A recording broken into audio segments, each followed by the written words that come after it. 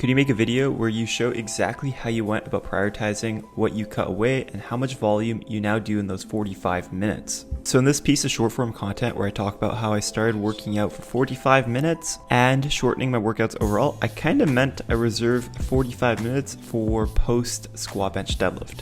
Now, as a power builder, I always start my training off with the powerlifting movements. That's going to be your squatting, your benching, your deadlifting in any variation. And just to warm up for those movements alone, it kind of takes a decent amount of time, like 5 to 10 minutes. And to finish the actual top set, I'm going to be at the 15 to 20 minute mark. Backdowns can take up to 15 minutes at its slowest, but usually is around 10 minutes. So before even starting the hypertrophy work, we're talking about 25 to 35 minutes of quote unquote non-negotiable training work, assuming you're not using insanely light sub-max training like 50 to 70%. Essentially anything above an RP6, it's going to take 25 to 35 minutes. And the reason why I call those non-negotiables is for the reason that powerlifting and strength is like very specific for the sport. And you don't want to sacrifice an injury, you don't want to sacrifice fatigue from rushing those warm-ups or pre-mobility drills, which is why training for SBD is very sacrificial for long-term hypertrophy, especially if you have a heavy amount of volume in it. But assuming you're kind of in this mixed phase of like 50-50 powerlifting bodybuilding, your total workout is still going to be significantly less if you take this 45-minute hypertrophy training approach. So talking about hypertrophy,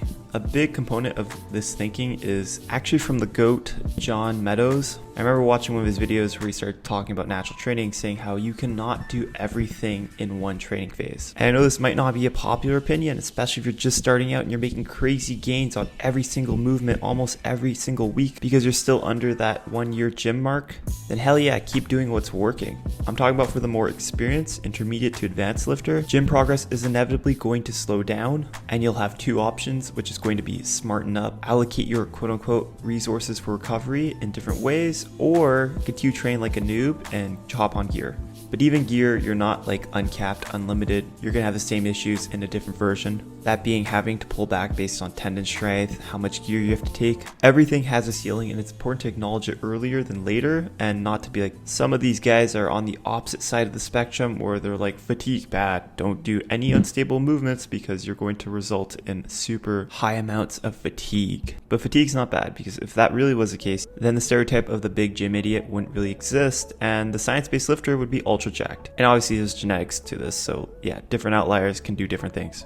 But the variability is not what matters. It's the overall understanding that you cannot allocate everything at the same time, because a lot of people forget to understand that training momentum is an absolute real thing. Preparedness, your fitness, and fatigue, kind of like this graph, this is something you're going to need to take in consideration if you want to make long-term progress. So tying that back to the 45-minute hypertrophy session.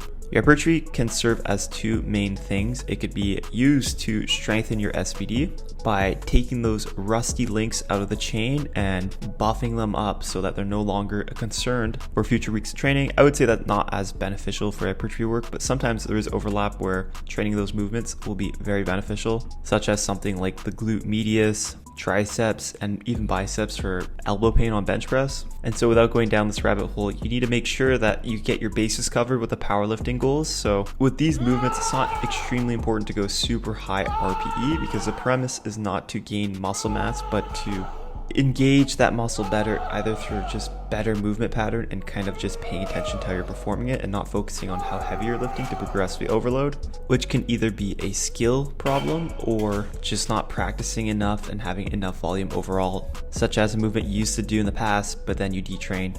So in result of doing that, you're going to gain hypertrophy probably. And while we're on the topic of hypertrophy, you're going to have some body parts that just respond better because of your given biomechanics and the way that certain machines feel, or just genetics, how some muscle groups respond better than others. It could also just be a bad programming start. Like if you started your training days with like 4 arm days a week, your arms are probably going to be at a masterful level of 10, while everything else is probably like at 3 because you allocate so many resources to your arm days. So that would just be bad programming in general. So anyways, we're trying to get back to this 45-minute exercise discussion. So if you have a quote-unquote strong body part, that body part could probably withstand minimal training volume and maintain a decent amount of size. Maybe not exactly everything one-to-one to previous blocks, but 95 to 98% of the gains with doing maybe a quarter of the volume. And this isn't a huge concern if your muscle looks a little bit detrained, because as long as you're training a little bit, you can up training volume and have muscle memory carry you forward. An example of this would be in a cutting phase where people lose size, they get super insecure, super scared that they're losing muscle mass. But as soon as they start to retrain within 4 to 6 weeks in a surplus, they explode, either back to old progress or beyond. So in short, it's important to acknowledge what got you to one place isn't going to be required to get you back there. Myonuclei, muscle memory, and to maintain the majority of size is not going to be the same to getting to that point. And that's especially true if you could keep your training intensity relatively high. But even if you do not keep it high, and you're just doing it at a lower training intensity, you should have confidence that it's pretty easy to get back. And so your strong points that you deem strong points, by the way, it's completely subjective analysis of your physique. You now have that wiggle room to focus on your weak points.